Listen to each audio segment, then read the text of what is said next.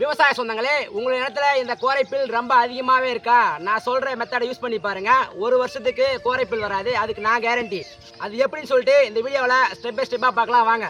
Step 1, ஒரு டேங்குக்கு 5 எலுமிச்சம்பழம். வாங்க அதை கட் பண்ணி பிசைஞ்சு விடலாம்.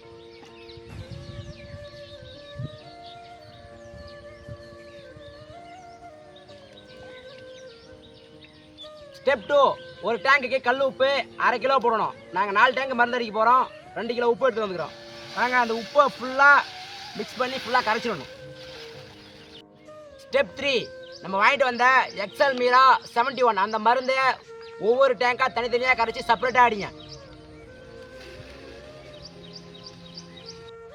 நம்ம கரைச்சி வச்ச எக்ஸல் மீரா 71 மருந்தை இப்போ நம்ம ஒரு டேங்க்கு கரைச்சி வச்சுருக்கோம். அந்த மருந்து தான் ஊற்ற போகிறோம்.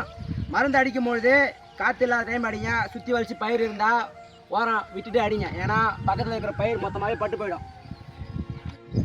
அடுத்ததாக நம்ம கரைச்சி வச்ச உப்பும் எலுமிச்சை பழம். அந்த கரைசலை 2 டப்பா ஒரு டேங்குக்கு. வாங்க மிஷினை ஸ்டார்ட் பண்ணிக்கலாம்.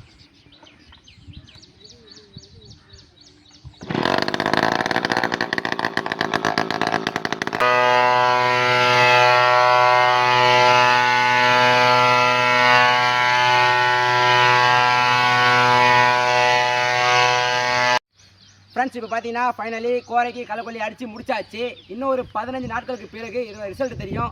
யாரெல்லாம் வெயிட் பண்ணுறீங்களோ ஐ எம் வெயிட்டிங் சொல்லிட்டு ஒரு கமெண்ட் பண்ணுங்கள். அடுத்த வீடியோவில் பார்ப்போம். பை.